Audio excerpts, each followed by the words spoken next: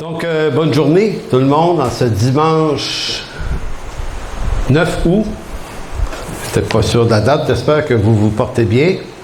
Donc, on va faire la continuité de cette série qu'on a commencée il y a quelques semaines déjà sur la grâce, que j'appelle radicale ici.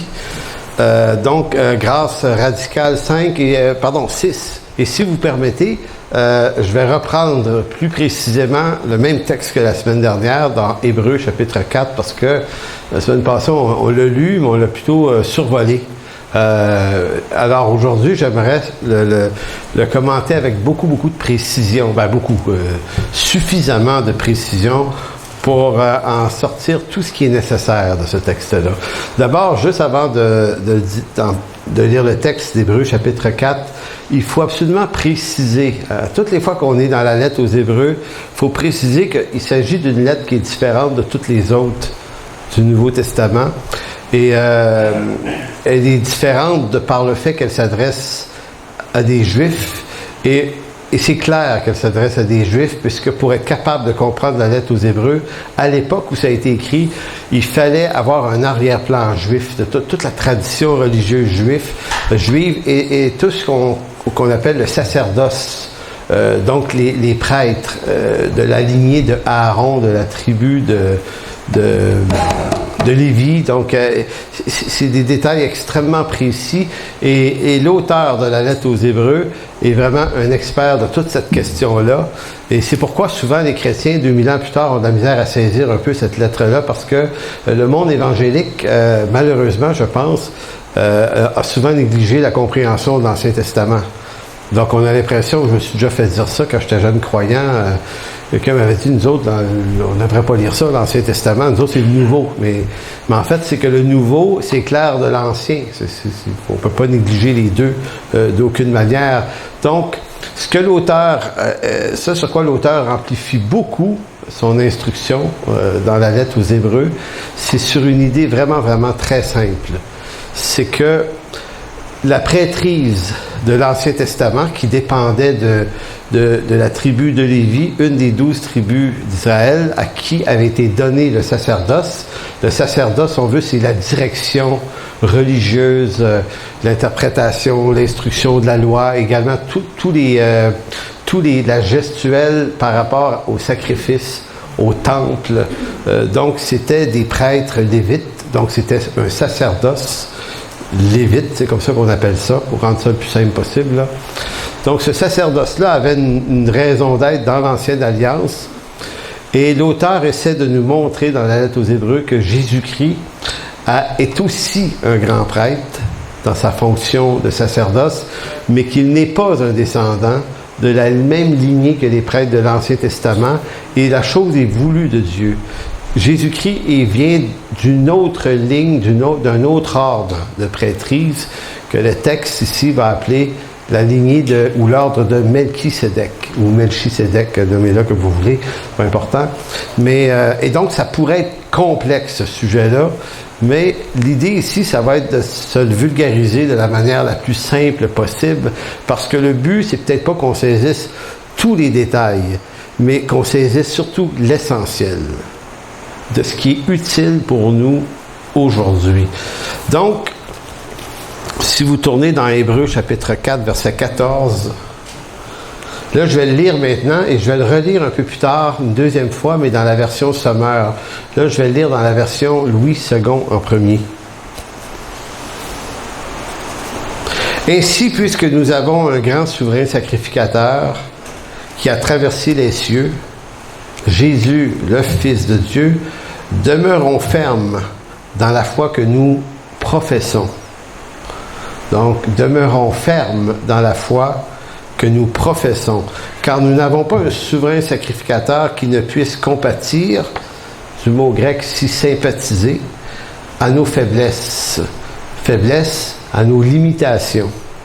Au contraire, il a été tenté comme nous en toutes choses, sans commettre de péché.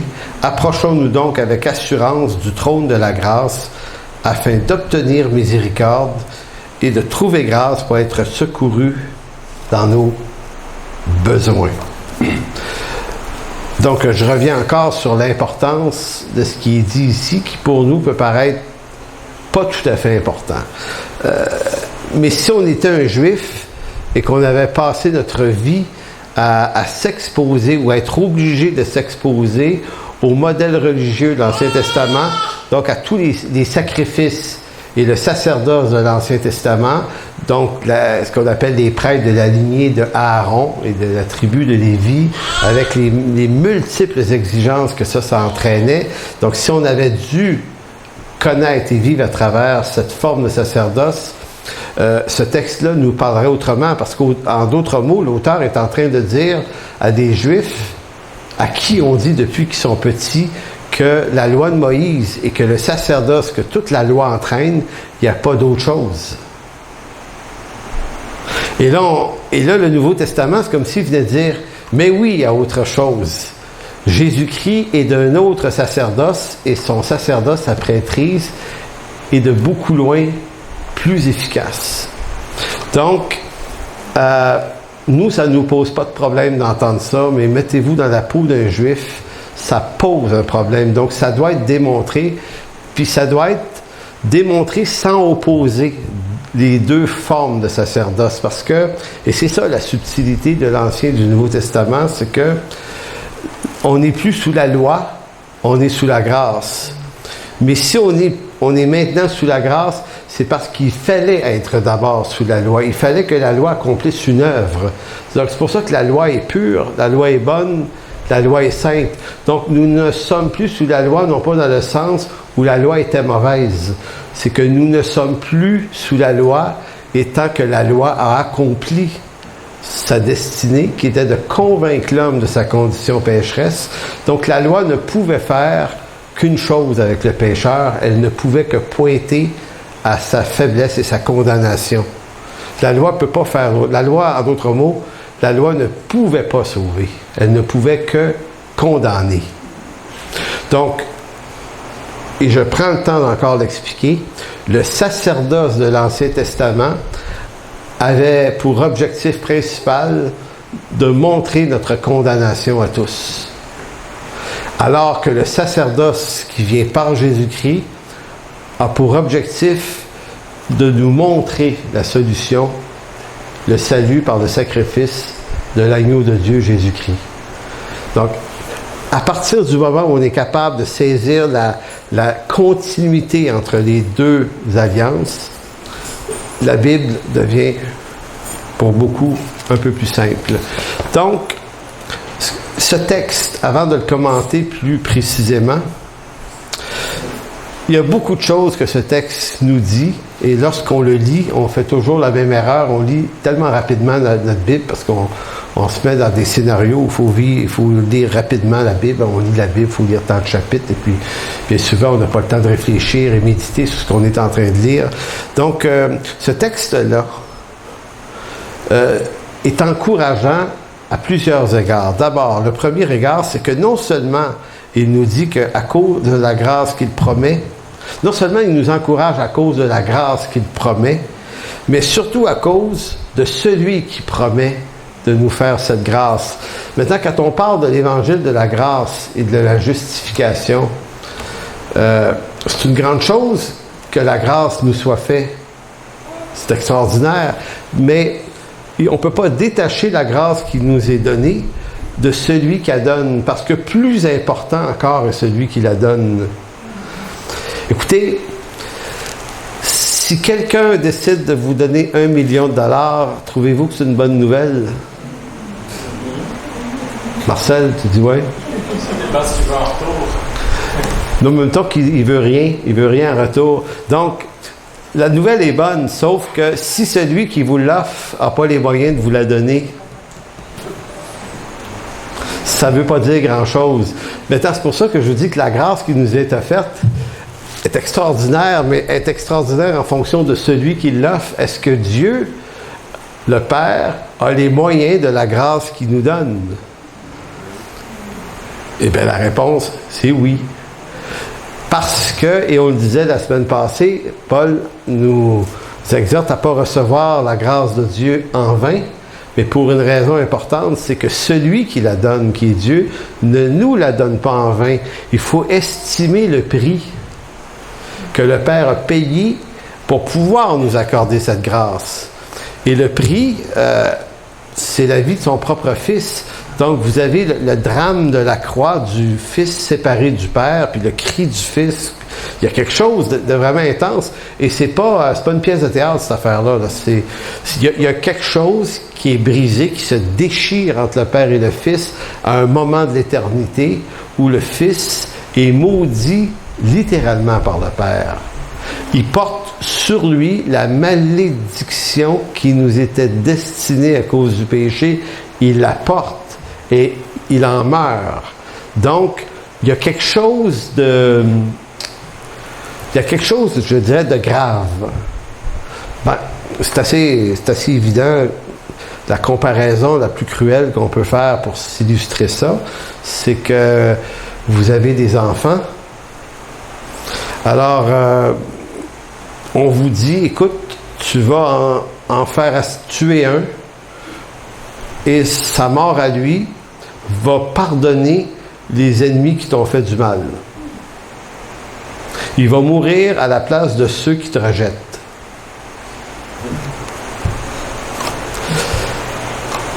C'est littéralement une façon d'illustrer le sacrifice du Père. Le Père sacrifie son Fils et le Fils sacrifie sa vie. Donc, le prix est franchement excessivement élevé. Donc, la grâce qui nous est donnée vient de celui qui a payé le prix suprême, le prix extrême. Donc, le texte nous parle de cette chose-là, en d'autres mots. Le souverain sacrificateur qui est en action ici, qui est Jésus-Christ, c'est comme pas n'importe qui. C'est quelqu'un qui, par son sacrifice, nous fait grâce d'une grâce dont il est capable d'assumer le coût dans la totalité, et non pas partiellement seulement. Donc ça, c'est le premier point qui est encourageant de ce texte.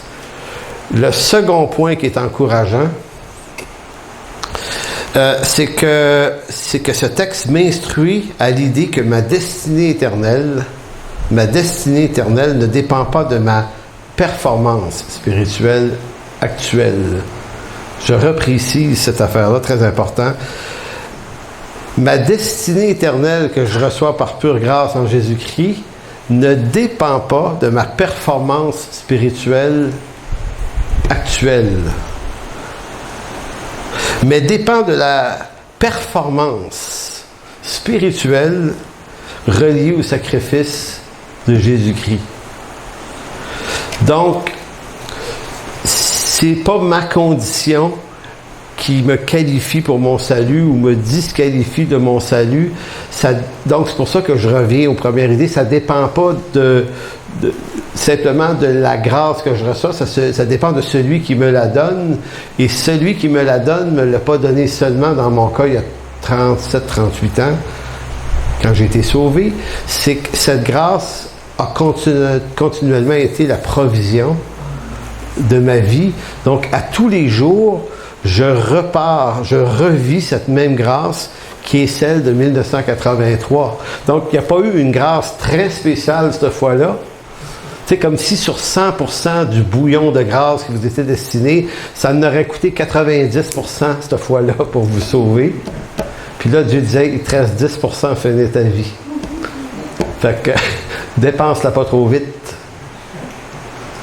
Non, c'est que cette même grâce qui nous sauve, c'est cette même grâce qui nous maintient dans l'œuvre de la rédemption. Donc, c'est ce que le texte dit. Et vous allez comprendre tout à l'heure clairement de quelle façon il le dit.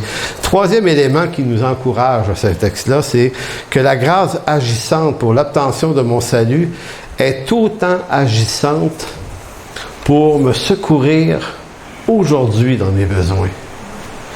Et les besoins, c'est tout ce que la vie amène de défis, de difficultés. La grâce reste continuellement agissante pour ça. Donc, devant le trône de Dieu, je ne trouve pas seulement la grâce et le pardon de la part d'un Dieu qui serait soudainement devenu plus tolérant, comme celui qui s'en voudrait, et ça, c'est des émotions qu'on a humainement, C'est comme si vous disiez, ben, j'ai mis des enfants au monde, va bien falloir que je fasse de quoi avec ça. Il va falloir que je m'en occupe. Donc, ça devient comme une gestion parentale qui est dans la tolérance. Et ça, c'est des choses qui peuvent nous arriver. Puis je suis pas en train de dire qu'on est du mauvais monde, ça nous arrive. Des fois, c'est ça qui se produit, là. Fait qu'on peut faire une projection sur Dieu de comment nous, on vit nos rapports humains. Donc, dans nos relations ici et là, on est coincé toujours dans le pardon, puis se relever de ça, puis rentrer dans des relations de tolérance, et c'est compliqué. Mais Dieu, par rapport à nous, n'est pas dans un rapport de tolérance. Il est dans un rapport intentionnel de miséricorde. Encore là, c'est béni de recevoir la miséricorde. C'est une richesse, la miséricorde de Dieu, mais la vraie force de la miséricorde ne dépend pas de ce que c'est de la miséricorde en soi. Ça dépend de qui est celui qui nous traite selon la miséricorde. Est-ce que les moyens de la miséricorde qu'il nous accorde? Donc, tout se joue là. Le mot miséricorde, Éléos, miséricorde, signifie user de bonté, mais au sens de user de bonté dans une bonne intention. C'est une bonne intention envers le misérable et l'affligé qui est joint à un désir de vouloir l'aider. Ça, c'est la miséricorde. Vouloir vraiment aider et non pas vouloir tolérer. Tu sais, parce qu'on peut aider, mais un peu à reculons. Alors Dieu ne nous secourt pas à reculons. Il nous secourt intentionnellement. En d'autres mots, il veut être là pour nous. C'est ça son intention. Donc, je vous relis le même texte dans la version Sommaire. Et j'insiste pour que vous ayez une écoute extrêmement attentive, parce que de changer de version, des fois, ça permet d'en saisir mieux le sens du texte. Donc, toujours dans Hébreux, chapitre 4, verset 14. « Or, puisque nous avons en Jésus, le Fils de Dieu, un grand prêtre éminent, qui a traversé les cieux, demeurons fermement attachés à la foi que nous reconnaissons comme vraie. » Je relis le verset. « Puisque nous avons en Jésus, le Fils de Dieu, un grand prêtre éminent qui a traversé les cieux. » Donc, puisque ça c'est arrivé, là, ben, il dit « Demeurons fermement attachés à la foi que nous reconnaissons comme vraie. » Un petit détail sur le mot foi ici, je vais y revenir tout à l'heure. Ici, c'est pas la foi au sens de notre capacité à croire. La foi, dans le Nouveau Testament, a 4 ou 5 significations différentes. Et il faut les savoir, il faut les comprendre, des distinctions. Donc ici, c'est foi en tant que contenu. Rester attaché à un contenu de foi, à la chose à croire, et non pas ma force d'y croire. Donc, vous c'est bien, donc demeurons attachés à la foi que nous reconnaissons comme vraie. Verset 15, « En effet, nous n'avons pas un grand prêtre qui serait incapable de se sentir touché par nos faiblesses. » C'est fort, ça, comme déclaration. L'auteur est en train de nous dire que le Dieu des cieux, 3 fois saint, qui a créé les cieux et la terre et l'univers, et dont l'univers ne peut même pas contenir sa présence en totalité, lui, là, est concerné et se laisse sentir, il est capable de se sentir touché par nos faiblesses. Et le mot faiblesse, ici dans le grec, veut dire nos limitations, de toutes sortes. Maintenant, c'est assez intéressant parce que je ne sais pas s'il y en a qui ont déjà pris l'avion ici. Oui, OK. Alors, c'est juste une visualisation de notre taille. Donc, quand on est proche comme ça, on se voit. Maintenant, vous embarquez dans un avion, vous décollez d'un aéroport, et puis, quelques secondes plus loin, s'il y a des humains qui marchent à la rue, là, c'est pas bien long qu'on les voit même plus. Là, on se lève, on voit des lumières de maison, puis plus on lève, et puis à un moment donné, tellement haut que, vous voyagez souvent en avion, Je survolais la France une fois, puis je regardais en bas, puis pour moi, la France, il y a des affaires partout. Et là, on était tellement haut qu'on voyait des... C'était la nuit, là, on voyait des petits spots de lumière, mais c'était même pas des lumières qu'on voyait. C'était comme... Il y avait l'air à se passer quelque chose là. Puis là, puis un peu plus loin là-bas, puis tu vois rien bouger. Et là, on est encore dans l'atmosphère terrestre. On est peut-être à 30, je sais pas combien de milliers de pieds on peut être, là, 30, 40 000 pieds d'altitude, là. Fait qu'on est encore sur la planète Terre, pourtant, on se voit même plus. Donc, quand vous vous éloignez, puis vous embarquez d'une fusée, je sais pas si ça vous est arrivé, d'aller sur la Lune. Ouais, toi, ça arrive dans la Lune de temps en temps. Rendu là, vous êtes capable de regarder d'un seul coup d'œil, vous êtes capable de regarder l'Amérique au complet. Vous regardez 500-600 millions d'habitants d'un seul coup d'œil, mais vous n'en voyez aucun. Ça, c'est comme regarder le tapis à terre. Il y a peut-être microscopiquement des milliards de bébites là, qui bougent. On n'en a aucune idée. On n'est même pas conscient qu'on va les tuer en marchant tout à l'heure. On va massacrer quelque chose, mais on ne sait pas. Non, blague à part, si vous vous éloignez de la Lune et que là, vous sortez du système solaire terrestre, là, vous voyez juste des minuscules boules lumineuses. Puis plus vous vous éloignez, à un moment donné, là, notre galaxie, elle se voit plus. Ça a l'air que notre galaxie est une des plus minuscules qui ne peut pas se trouver. Donc, si vous reculez à 1 million d'années-lumière de la Terre, vous ne voyez ni la Terre ni notre Soleil, vous voyez absolument rien. Ça ressemble à des poussières stellaires dans un lointain... Et là, on est encore pas loin. Donc, je suis en train de dire que le grand Dieu de l'univers qui, lui, a créé cette grandeur, qui la transcende complètement, du haut de sa demeure est capable, lui, de plonger un regard sur votre condition, votre misère, vos limitations, et est capable d'éprouver envers vous de la miséricorde. Donc, il est capable de compatir avec vous, mais pendant qu'il le fait avec toi, il le fait avec toi aussi. Puis il le fait avec toi, puis il le fait avec du monde en Chine, toutes sortes de places, tout ça en même temps. Donc, c'est un Dieu total et personnel et individuel en même temps. Ça, c'est notre Dieu. Et donc, c'est pour ça que je vous disais que la grâce et la miséricorde et la bonté de Dieu, c'est des choses, c'est des mots extraordinaires. Mais ce qu'il y a de plus extraordinaire, c'est qui est celui qui nous les accorde, ces choses-là. C'est lui qu'il faut regarder là, maintenant. Ce Dieu-là. Donc, on ne rend pas grâce à la grâce, on rend grâce au Dieu de grâce qui nous fait grâce pour tous nos péchés. Donc, en effet, verset 15, en effet, nous n'avons pas un grand prêtre qui serait incapable de se sentir touché par nos faiblesses. Au contraire, il a été tenté en tout point comme nous le sommes, mais sans jamais commettre de péché. Et c'est pourquoi, au verset 16, approchons-nous donc du trône de Dieu, du Dieu de grâce, avec une pleine assurance, une pleine certitude. Là, Dieu nous accorde sa bonté et nous donnera sa grâce pour que nous soyons secourus au bon moment.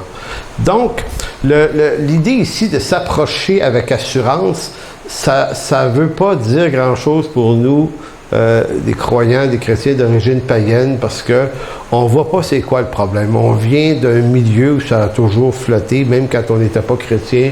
Dieu, ça fait partie de la culture nord-américaine ou occidentale. Mais si vous vous plongez dans l'esprit de ceux à qui c'est adressé, c'est-à-dire des Juifs, c'est que pour eux, on s'approche pas avec assurance. Le trône de Dieu, ça signifie un lieu privilégié que seul le grand prêtre sacrificateur pouvait entrer, c'est-à-dire le lieu très saint dans le temple. On entrait là une fois l'an. On rentrait là avec du sang. Fallait avoir à faire un sacrifice avant. Il fallait entrer là avec le sang d'un agneau. Et il y avait de multiples précautions. Ça devait être à la fois pour celui qui entrait là un honneur suprême, et à la fois un honneur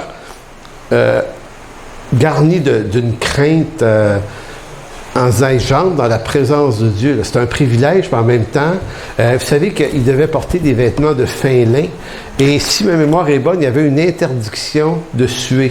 S'il y avait de la sueur parce qu'il était stressé là, ou trop chaud, il pouvait arrêter, retourner se laver, remettre des vêtements, parce que il y a l'idée que tu ne peux pas suer dans la présence de Dieu. Donc, il y avait des précautions multiples pour entrer là. Et évidemment, ça, c'est le grand prêtre sacrificateur. Imaginez, le reste du peuple restait dehors et observait cet homme-là entrer, cet homme-là ressortir pour faire ce qu'on appelait l'expiation. Donc, il prenait le sang et le versait sur un lieu qui s'appelait le propitiatoire. Mercy seat, qu'on dit en anglais, le propitiatoire. C'est-à-dire que le sang est versé sur cet endroit qui rend propice, le propitiatoire. Ce que l'auteur est en train de dire à des Juifs ici, c'est que on est dans une autre sacrificature où vous pouvez entrer dans ce sanctuaire, dans la présence de Dieu, le trône de la grâce de Dieu. Vous pouvez aller là. Pas de préparatif particulier. Vous n'avez pas besoin d'aller gorger un agneau avant. Parce que sur vous, en tant qu'enfant de Dieu et élu, vous êtes porteur du sang de Christ. Vous entrez là avec le sang d'une alliance parfaite. Donc, c'est comme si le sacrificateur dans l'Ancienne Alliance faisait un sacrifice par année et c'était à reprendre tout le temps. Alors que nous, un sacrifice a été offert une fois pour tout, pour porter nos fautes. Donc, on est comme baigné dans le sang de Christ. Donc, on est toujours couvert. Tu sais, c'est comme une assurance, ça me vient de même, tu sais, l'assurance, t'es couvert. Tu sais, parce qu'il n'y a pas de petite clause en bas, là, d'exception, là, tu sais, si t'arrives à l'affaire, t'es plus couvert. Non, on est couvert par le sang de l'agneau. Et des fois, j'ai envie, quand on s'arrête à se parler de ça, j'ai toujours l'impression qu'on est comme un peu inconscient de la richesse dont on profite. Plus je suis comme familier avec ça, peut-être, condescendant avec ça. Bof, on néglige ça. On oublie ce que ça veut dire pour celui qui nous l'offre, parce que pour lui, c'est précieux tout ça. Donc, demeurons fermement. Là, on reprend un petit peu le texte encore en quatre déclarations ici. Demeurons fermement attachés. C'était ce que le verset 14 disait. Demeurons fermement attachés à la foi. Attaché, kratéo, qui veut dire se rendre maître de quelque chose. Donc, quand l'auteur dit « demeurons fermement attachés », c'est comme s'il disait « rendez-vous maître de cette chose qui vous a été donnée. Prenez-la en main ». Une autre façon que le mot « kratéo » peut être traduit.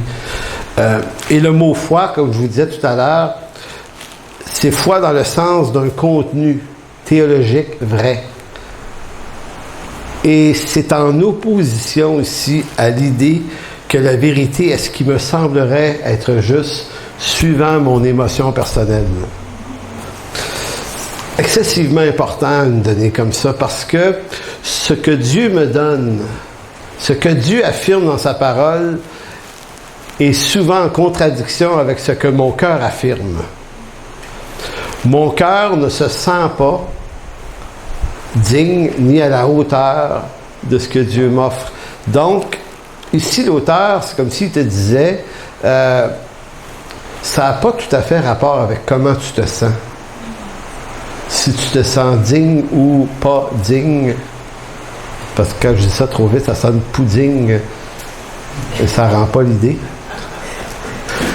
Donc, tu fais une chanson avec ça? Ah, tu pensais à René Sifard, ok, petit pudding de Rossacor. Bon, alors, je reviens, on rewind. Donc, c'est vraiment très important de comprendre ça, parce que Moi, à tous les jours, puis si vous êtes des humains comme moi, sans doute pareil, c'est que il y a quelque chose dans notre entendement qui nous dit que ça se peut pas. Qu'on n'est pas à la hauteur de ça, qu'on est terriblement loin d'être à la hauteur de la bonté de Dieu. Puis on a l'impression que c'est comme si Dieu nous avait fait partager sa miséricorde, sa bonté, sa grâce, mais qu'il avait descendu à un certain niveau. Puis là, il restait un bout, puis il disait, tu sais, aide-toi, car le ciel t'a aidé. Là. Aide-toi et le ciel t'aidera. Donc, c'est comme si toi, tu avais un bout à faire pour que ça marche. Et le bout, on n'est pas capable de le faire, même s'il n'est pas gros. Donc, on est continuellement en conflit avec nous-mêmes et notre cœur nous donne une information. Et c'est souvent l'information que notre cœur nous donne qui nous décourage, qui nous démotive. Puis on dit « ça ne marchera jamais ». Et puis, et c'est pour ça que l'auteur dit maintenant, puis il dit ça à des Hébreux, il va leur dire « vous allez devoir demeurer ferme dans une affirmation de foi qui est vraie ». Donc, ce que votre cœur vous suggère de penser est complètement inutile, pour ne pas dire que c'est complètement nuisible. Marcher par la foi, c'est pas marcher par une force de croyance qui m'anime. L'important, c'est pas la force qui m'anime, c'est l'objet de ce que je crois. C'est pas ma foi, ma force à moi, c'est en qui j'ai mis ma confiance. C'est ça l'objet de la foi. C'est ça la puissance de la foi. C'est je crois en ce que lui déclare et ça me permet de rejeter ce que mon cœur me dit. Donc c'est pour ça qu'il dit demeurez fermement attachés à la foi que nous reconnaissons comme vrai. Deuxième point, il dit, nous n'avons pas un grand prêtre qui serait incapable de se sentir touché. Donc, le mot touché, ou dans la version seconde, c'est qu'il ne puisse compatir. Le mot compatir, du mot compassion, et là on dit, OK, parce que compatir à nos faiblesses, on dit, coudonc, est-ce que Dieu est capable de se laisser absorber par nos péchés? Est-ce que c'est faiblesse dans ce sens-là? Mais c'est pas exactement ce que l'auteur cherche à dire. La compassion, ce que c'est l'attitude de celui qui accepte de souffrir avec quelqu'un d'autre. Donc, j'exprimais ça dans une vidéo cette semaine, c'est comme prendre la souffrance ou la crainte de quelqu'un et de dire, je vais être avec toi dans ça. Et l'image, peut-être que la chose que la personne craint, elle la craint pour rien. Peut-être que la chose qui fait mal à la personne ou qui lui a fait mal, c'est quelque chose avec laquelle je ne serais pas d'accord. Mais la question, c'est pas suis-je ou non d'accord. La question, c'est je décide d'arrêter un moment et d'accompagner quelqu'un dans ce qu'il est en train de vivre. Et l'image d'un enfant dans un zoo me paraît intéressante. On voit ça, tu sais, un petit enfant qui, devant une cage de lion ou d'un autre animal féroce, a soudainement la peur, il se lance dans les bras de ses parents, son père ou sa mère, puis il va être protégé. Et le parent ne dira pas à l'enfant, ben voyons donc, t'as pas vu là qu'il y a des barreaux? Il ne peut pas toucher le lion. Mais est-ce qu'un parent va réagir de même? Non, il va prendre l'enfant dans ses bras puis il va le protéger d'une peur qu'il ne devrait pas avoir. Mais tu es capable d'adresser sa crainte et sa peur. Donc, sa détresse, tu la prends quand même. Même si elle n'est pas tout à fait justifiée. Mais elle pourrait l'être justifiée aussi. Mais c'est ça la compassion, c'est cette attitude de souffrir puis d'accompagner quelqu'un.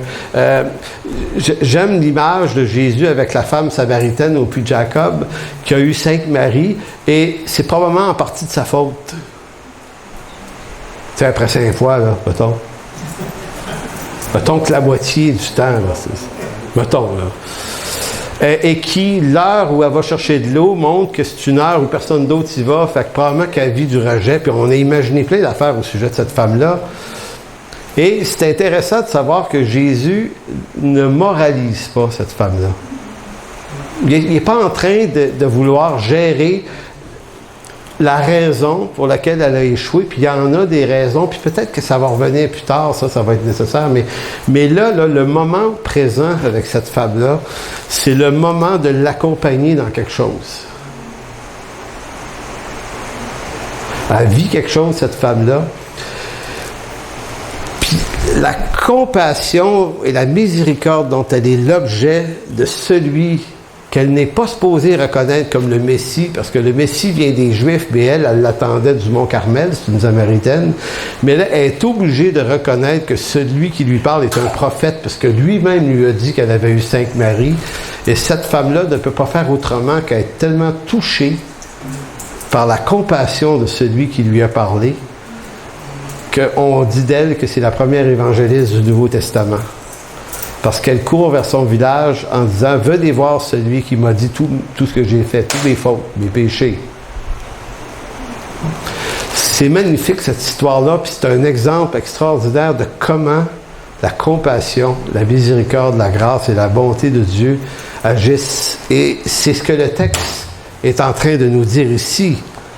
Nous n'avons pas un grand prêtre sacrificateur. Donc, à la différence de l'Ancien Testament, parce qu'il parle à des Juifs, il dit, c'est comme nous, là, maintenant, on n'a pas un souverain sacrificateur qui serait incapable de se sentir touché ou de compatir à nos faiblesses, à nos limitations.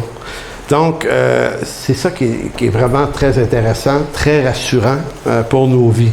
Et le dernier élément ici, approchons-nous donc du trône de Dieu, de grâce, avec une pleine assurance.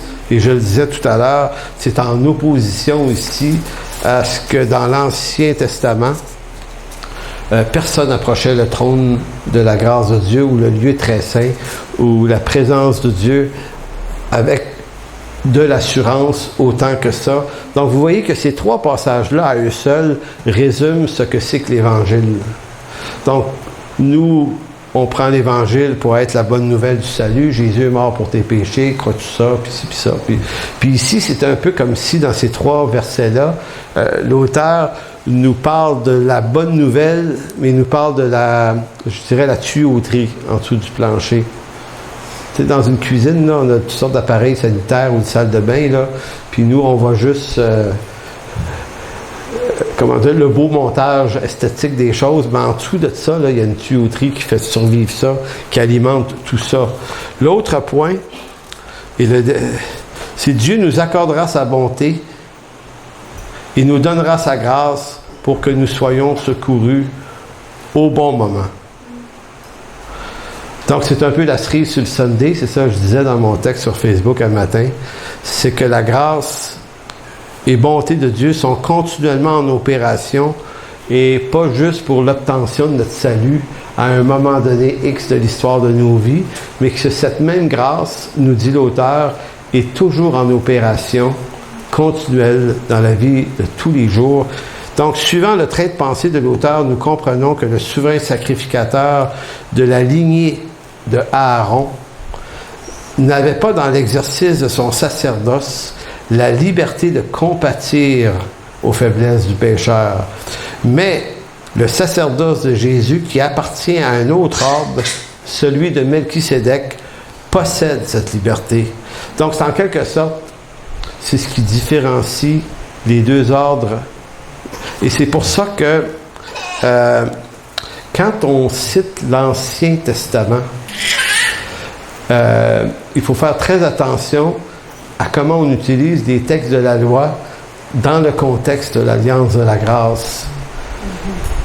Parce que ça ne veut pas éclairer la même chose. Donc, on ne peut pas mettre la Nouvelle Alliance dans la contradiction des textes de l'Ancienne Alliance. Je vais tenter de conclure maintenant en tournant dans Hébreux chapitre 7, si vous avez le temps d'aller là. Le temps, vous l'avez le temps. Parce que quand j'ai étudié ce message-là, je me suis dit, est-ce que je rentre dans l'explication de qui est Melchisédek? Parce que c'est un autre ordre. Et je me suis dit, je rentre pas là parce que c'est quand même techniquement assez complexe. Et j'ai publié sur ma page Facebook une vidéo que j'ai fait capsule que j'ai fait il y a quelques années sur l'explication de Melchisédek, fait que je ne le ferai pas ici. Mais la chose qui est importante à savoir, si on résume ça bien simplement, c'est que dans l'histoire de l'humanité, il y a eu deux grands sacerdoces. Celui de la loi qui vient de Aaron, mais qui vient avec la loi de Moïse, dont l'œuvre principale et voulue de Dieu était de pointer vers la condition pécheresse de l'homme. Donc, on ne peut pas être sauvé par l'accomplissement de la loi, puisque la loi n'avait pas cette intention.